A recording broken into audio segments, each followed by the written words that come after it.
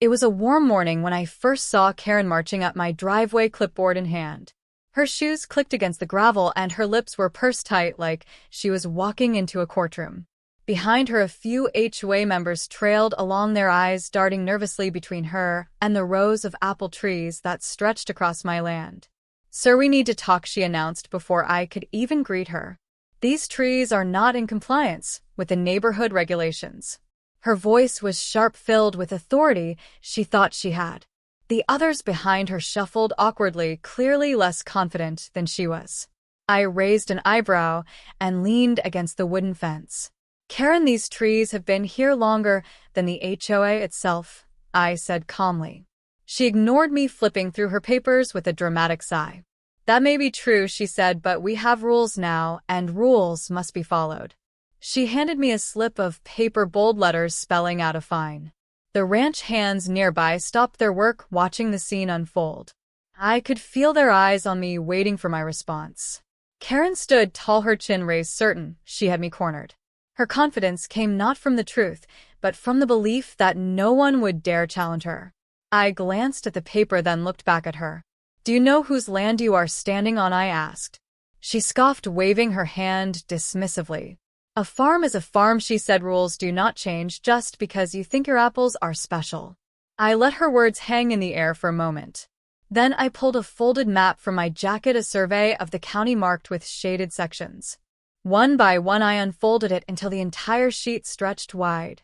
Every shaded section represented land that I owned. Karen's eyes narrowed as she tried to make sense of the map. I tapped my finger on the paper, my voice steady but firm. "Karen, these apple trees stand on land that belongs to me. And so does the orchard down the road, the pastures near the river, and half the property your house sits on." Her mouth opened slightly, but no words came out. The HOA members behind her shifted uneasily, whispering to each other. The fine in her hand suddenly looked very small compared to the weight of the truth in front of her. The air was still, the only sound the rustling of leaves in the orchard and the distant call of a crow. Karen's face turned pale, but she tried to hold her ground. "You cannot just own half the county," she muttered, her voice breaking for the first time. I met her gaze and said quietly, "That is exactly what I do." The silence stretched as Karen stared at me, her hand trembling slightly, with the fine still clutched between her fingers. The HOA members behind her were no longer standing tall. They were shrinking into themselves, realizing they had followed her into something far bigger than they understood. I folded the map slowly and tucked it back into my jacket. "Karen," I said in a calm voice, "these apple trees feed families, they support local schools, and they bring in money that helps the very community you claim to protect. Do you really think a slip of paper with your signature carries more weight than that?" Her lips pressed together, but her eyes darted nervously toward the orchard. The workers had resumed their tasks, now hauling baskets of apples, but I could see them watching with the corners of their eyes. It was clear Karen had never been challenged like this before, not by someone who refused to be intimidated. One of the HOA members finally spoke, his voice quiet. "Maybe we should discuss this further at the next meeting, Karen." His tone suggested he wanted nothing more than to end this embarrassing standoff. Karen whipped around, glaring at him, but even her usual fire seemed dimmed. She turned back to me, forcing a thin smile, though her voice carried less certainty. "Well, we will see what the board has to say about this." I gave a small nod, unbothered. "You do that, Karen, but remember the board holds no power over land they do not own." She opened her mouth, then closed it again. The truth was sinking in layer by layer, and it showed in her eyes. She had come to intimidate me with fines and threats, only to find herself outmatched in ways she had never imagined. The breeze carried the sweet scent of apples through the air. Karen's shoulders dropped ever so slightly, as though even she realized the orchard was far stronger than her clipboard and rules. Still she stood there silent, perhaps unwilling to admit defeat, yet unable to push forward. Karen shifted her weight from one foot to the other, her shoes grinding into the gravel, as if she wanted the ground itself to back her up. But the gravel offered no support, and neither did the HOA members, who now looked anywhere but at her. The orchard seemed to stand taller behind me, endless rows of trees whispering with the wind like a quiet army. I stepped forward, closing the distance between us just enough for her to feel the weight of my words. Karen, this land is not just soil and trees, it is history, it is livelihood, and it is legacy. Every branch you see here has been cared for longer than you have been in this neighborhood. Her face tightened and her fingers clenched around the fine until the paper crumpled. But the defiance in her eyes wavered, and I could see the cracks forming in her confidence. She was a woman used to control, used to the power of rules and regulations. Yet here those rules had no anchor. One of the HOA members cleared his throat and muttered something about getting back to his family. Another quickly followed, saying he did not want to be late for work. They were peeling away from Karen like leaves falling from a dying tree. Karen spun toward them, her voice sharp. "Stay right here, this is official business." But they kept stepping back, refusing to be part of a battle that was already lost. I folded my arms and let the scene play out. Karen's voice was growing thinner, more desperate now. The orchard had stripped away her power, exposing her bluster for what it truly was. The stillness in the air seemed to press on her shoulders, heavier than any fine she could ever write. Finally, her eyes flicked back to me, still searching for something to hold on to, some authority she could claim. But the orchard, the map, and the truth stood between us like unshakable walls. Her silence stretched, and her face reddened as she realized she had walked into a fight she could never win. Karen tried to lift her chin again, but the fire in her eyes was dim. Her hand still clutched the crumpled fine, though now it looked more like a piece of trash than a weapon. The orchard stretched behind me in neat rows, glistening under the sun, as if nature itself was mocking her. I let the silence hang heavy, letting her feel the weight of it. "Karen, you came here thinking you could scare me with a clipboard," I said slowly. "But you are standing in the heart of something far bigger than your rules. These trees do not bow to paper and signatures, they grow with or without your approval." Her lips pressed together tight, her face shifting between anger and uncertainty. She glanced at the remaining HOA members, but none dared meet her eyes. They were already retreating inside themselves, realizing that siding with her meant standing against the land and its history. The breeze picked up, carrying the rustle of branches. It sounded almost like a whisper of laughter as the leaves brushed against each other. Karen's cheeks flushed as though the orchard itself was mocking her pride. I took another step closer, not aggressive but firm.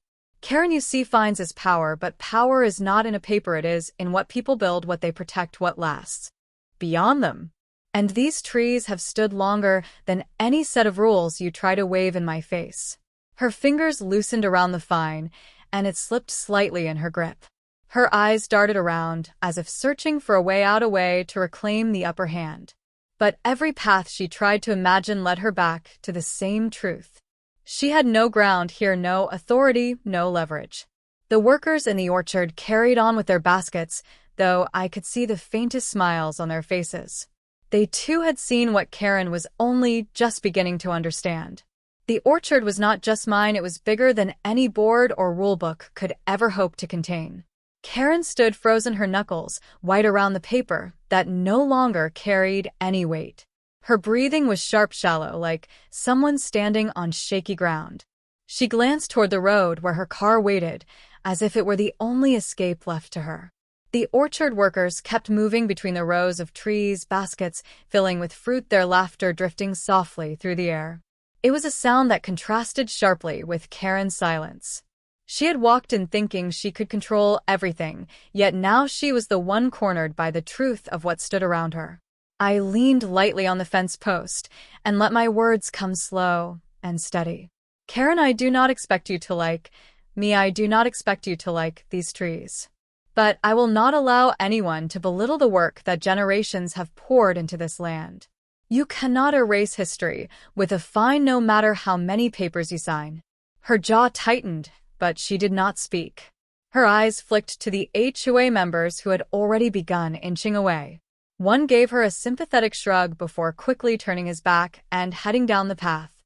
Another followed his steps, without saying a word. Karen swallowed hard, her pride slipping through her fingers faster than the crumpled fine. For the first time her voice was quiet when she finally spoke. "You think you are untouchable." Her words trembled, lacking the strength she had once carried. I shook my head calmly. "Not untouchable, Karen, simply rooted." Rooted in something you cannot shake with fear or rules. Rooted in land and community, in the very soil beneath your feet. The breeze tugged at her hair, and the sound of apples dropping into baskets echoed through the rows. Every noise reminded her this place was alive, thriving, and stronger than her stubborn will. Karen's face twitched as if she wanted to argue, but the words would not form. Her throat bobbed when she swallowed, and her eyes darted toward the orchard, as though the endless rows of trees were closing in on her. The faint crunch of boots on gravel from the workers seemed to echo louder than her shallow breaths. I kept my tone steady, never raising my voice. Karen, you came here to prove control, but all you found was truth. And truth is heavier than paper. It cannot be carried away in your hands. She took a step back, her heels pressing into the dirt like she was bracing against a storm. But the storm was not mine, it was inside her. The orchard did not bend to her rules, and neither did the people who worked it. The last HOA member mumbled something about checking in later and quickly slipped away, leaving her alone. For the first time, she looked smaller, her shoulders slumping under the weight of her own pride. The fine in her hand now looked pitiful, crumpled, and useless against the backdrop of a farm that stretched beyond sight. The air grew still again, and only the rustling of branches filled the space between us. Karen shifted her gaze back to me, but there was no fire left in her eyes. Only the stubborn flicker of someone who refused to admit defeat even when surrounded by it. I straightened from the fence and let the silence press against her. The orchard stood behind me, not just trees, but years of sweat work and history. And Karen finally realized that all of it was far stronger than the fragile authority she tried to wield. Karen tightened her grip on the paper again, though it was nothing more than a wrinkled scrap now. Her chest rose and fell quickly, her pride warring with the reality pressing down on her. She had stormed in with confidence, but now every second she lingered made her look smaller. The orchard workers passed by with full baskets, their steps steady, their voices light with laughter. Karen glanced at them, and I could see the sting in her eyes. She had wanted an audience for her authority, but instead she became the spectacle of her own defeat. I walked a little closer until my shadow stretched across the gravel beside her. Karen, you came here to teach me a lesson, but this land teaches its own lessons. The kind you cannot erase with rules or fines. The kind that stay rooted long after papers turn to dust. She flinched at my words, though she tried to mask it with a shaky breath. Her eyes flicked again to the trees, then to the distant road, where her car still waited like an escape route. Her shoulders slumped just a little, as though the weight she carried was finally too much. The fine slipped from her hand and fluttered to the ground. She did not stoop to pick it up. Instead, she stood there staring at me, silent, her lips pressed tight together. It was the silence of someone who had lost, but did not know how to leave gracefully. The orchard swayed gently in the wind, branches creaking like they were whispering among themselves. Every sound of rustling leaves only deepened the truth Karen could not escape. She was a guest here, unwelcome and out of place, and she finally knew it. Karen's eyes lingered on the paper, now lying in the dirt, but she made no move to reclaim it. Her fingers twitched at her sides as if she wanted to grasp something solid to steady herself, yet there was nothing left for her to hold. The orchard loomed tall and endless behind me, each tree like a quiet reminder that her authority ended at the edge of the pavement. I let the silence breathe between us before I spoke again. Karen, the truth is simple. This land does not answer to you or your board. It answers only to the people who have poured their lives into it season after season. And no matter how hard you try, you cannot erase what is already rooted here. She pressed her lips tighter together, her jaw quivering slightly, as though her pride was straining to keep her upright. Her eyes darted once more toward the road, her only escape from the weight of the orchard and the truth it carried. But she stayed frozen, caught between leaving and fighting a battle she already knew she had lost. The workers passed again, carrying fresh baskets, their voices calm, their steps steady. They did not speak to her, they did not even glance her way.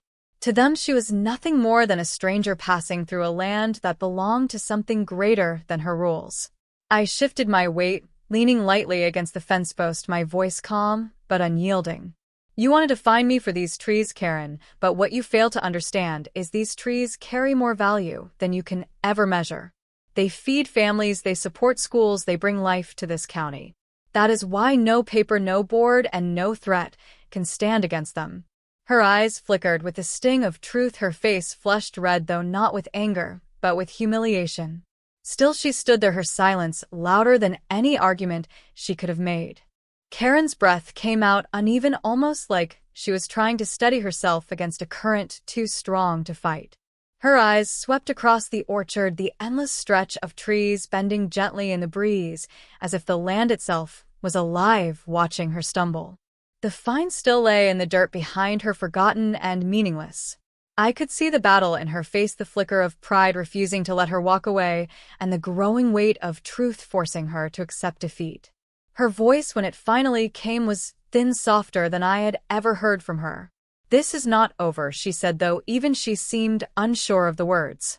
I let a small pause fill the air before answering. "Karen, you can keep saying that, but every season these trees will rise again, while your words fade like smoke. You cannot fight what is stronger than you, and you cannot erase what you did not build." Her eyes dropped to the ground for just a second before snapping back up, as if she feared I had seen her weakness. But the orchard had already seen it, the workers had seen it, and even the silence around us had recorded it. A truck rolled by on the road beyond the fence, its engine low and steady. The driver lifted a hand in greeting toward me, not even glancing at Karen, as if she were invisible on my land. The simple gesture carried more weight than any rulebook she held. Karen's shoulders slumped just slightly, though she tried to square them again. The orchard branches rustled above us, carrying the sound of ripening fruit ready to be harvested. It was a sound of strength, of plenty, of something lasting. And against it, Karen looked like nothing more than a shadow out of place. Karen stood there a moment longer, her pride fighting to keep her in place, but her spirit already broken. Her eyes flicked once more toward the rows of trees stretching out like a sea of green, unshakable and eternal. The truth pressed down heavier than the paper she had dropped, and finally, she took a step back. Without another word, she turned and walked toward the road, her shoes crunching over the gravel, each step quicker than the last. The find lay crumpled in the dirt, forgotten like the authority she thought she carried. The orchard workers glanced her way only briefly before returning to their tasks, their laughter filling the air again. I stayed by the fence, watching until her figure grew smaller and smaller before disappearing past the gate. The wind moved gently through the branches, as if the trees themselves sighed in relief. The orchard had weathered storms before, and it would weather many more, but this storm had been different. This one had not come from nature but from pride, and that pride had left defeated. I leaned back against the fence and looked across the land. The sun was sinking low, painting the orchard gold, and every tree seemed to glow with strength.